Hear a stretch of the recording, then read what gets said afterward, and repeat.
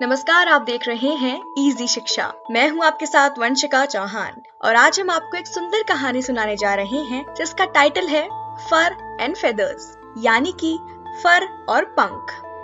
मम्मा शुतुरमुर्ग का गौरव और आनंद उसके 2 बच्चे थे जो उसके अपने ही अंडों से निकले थे। एक दिन जब मम्मा शुतुरमुर्ग अपने 2 प्यारे चूजों के लिए खाना लेकर घर वापस आया तो उसने देखा और देखता ही रह गया, लेकिन उससे अपने चूजे कहीं भी नहीं मिले। फिर ओह माय गॉड, उसने क्या देखा? शेर जमीन पर ट्रैक करता है और उन पटरियों के ठीक बगल में उसके 2 पैरों वाले चूजे की पटरियां थी। डर से व्यथित मम्मा शुतुरमुर्ग जानती थी कि उसे अपने बच्चों को खोजना होगा और इसलिए उसने शेर की पटरियों का अनुसरण किया। पटरियां जंगल में चली गईं और एक गुफा में समाप्त हो गई। मम्मा शुतुरमुर्ग ने गुफा के उद्घाटन की और कदम बढ़ाया और अंदर देखा उसके अपने प्यारे चूजे थे मम्मा शेर की बाहों में। तुम मेरे चूजों के साथ क्या कर रही हो? माँ शुतुरमुर्ग रोई। उन्हें मुझे वापस दो। तुम्हारा क्या मतलब है तुम्हारे चूजे? मम्मा शेर ने सिर उठाया और गुर्राई। ये मेरे शावक हैं जो देखने में आसान हैं। ये देखने के लिए बिल्कुल भी सादा नहीं है। मम्मा शुतुरमुर्ग ने कहा, वो चूजे हैं, शुतुरमुर्ग के चूजे, और मैं एक शुतुरमुर्ग हूँ और तुम एक शेर हो। तुम्हारा क्या मतलब है इस बात से? मम्मा शेर गुर्राई।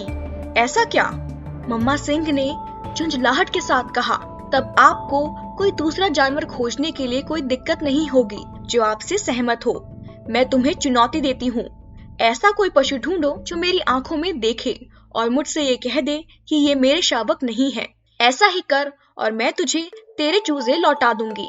मम्मा शेर ने अपना बड़ा शेर वाला सिर उठाया और एक जंगली दहाड़ लगाई। मम्मा शुतुरमुर्ग तेजी से जंगल की ओर भागी। उसने ये बात हर जानवर को बताई कि वो इस भयानक अपराध के बारे में बात करने के लिए बैठा बुला रहा है। जब वो नेवले के घर आई तो उसे अपनी दुखद कहानी सुनाई तो नेवले ने सोचा और सोचा। तब उसके पास एक उपाय था। उसने कहा कि उसे एक चींटी पहाड़ी पर जाना चाहिए जो जंगल में गहरी थी। वो चींटी पहाड़ी इतनी ऊंची थी कि वो कई जानवरों से भी ऊंची थी। उस चींटी पहाड़ी के सामने एक गड्ढा खोदना चाहिए और उसे तब तक खुदाई करते रहना चाहिए जब तक कि छेद चींटी पहाड़ी के पीछे वापस न आ जाए। तब नेवले को एक विचार आया। ये बहुत ही अजीब काम था। क्यों? माँ शुतुरमुर्ग ने कहा, क्योंकि मैं बहुत व्यस्त हूँ। सुनो, मोंगेज ने कहा। उन्होंने कहा कि छेद चींटी पहाड़ी के पीछे आना चाहिए जहाँ कोई उसे देख ना सके। तब वह गड्ढा खोद चुकी थी तो उसे जंगल के सभी जानवरों और मम्मा शेर को भी सूर्यास्त के समय उसे चींटी पहाड़ी पर आने के लिए कहना चाहिए। और इसलिए मम्मा शुतुरमुर्ग चींटी पहाड़ी के पास गई और एक गड्ढा खोदा। वो सभी जानवर को उसी रात सूर्यास्त के समय उसे मिलने के लिए कहने वाली थी।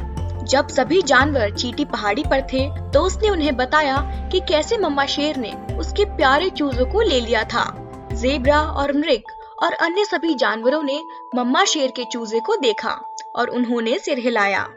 मम्मा शुतुरमुर्ग ने जानवरों को सूर्यास्त के समय चींटी पहाड़ी पर आने के लिए कहा, लेकिन जब मम्मा शुतुरमुर्ग ने कहा कि उसे सिर्फ एक जानवर की जरूरत है जो मम्मा शेर की आंखों में देखे और उसे बताए कि वो चूजों की माँ नहीं है, तो बैठक में हर जानवर जमीन पर नीचे देखने लगा।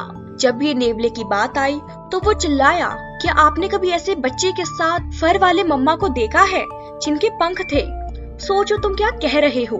मम्मा शेर के पास फर है, चूजों के पंख होते हैं, वो शुतुरमुर्ग के हैं।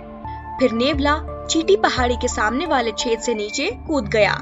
उस छेद के नीचे जहाँ वो गया था वहाँ एक बिच्छू से निकला और जल्दी ही वो जंगल में भाग गया, इससे पहले कि उसे कोई भागता देख सके। जब नेवला छेद से नीचे कूद गया तो मम्मा शेर ने उसके पीछे छलांग लगाने की कोशिश की, लेकिन वो बहुत तेज था। जब मम्मा शेर नेवले के पीछे गई तो 2 शुतुरमुर्ग मुक्त हो गए और वो अपनी माँ के खुले पंखों में सीधे भाग आए। चींटी पहाड़ी के पीछे के छेद के बारे में कोई भी नहीं जानता था। मम्मा शेर चींटी पहाड़ी के छेद से गति करती थी। बैठक में अन्य जानवर बहुत धीरे धीरे और सावधानी से एक एक करके दूर चले गए और मम्मा शेर चींटी पहाड़ी के सामने बहुत देर तक इंतजार करती रही। हम आशा करते हैं कि हमारी आज की कहानी आपको पसंद आई होगी। ऐसी ही कहानियाँ सुनने के लिए सब्सक्राइब कीजिए हमारे चैनल इजी शिक्षा को। धन्यवाद।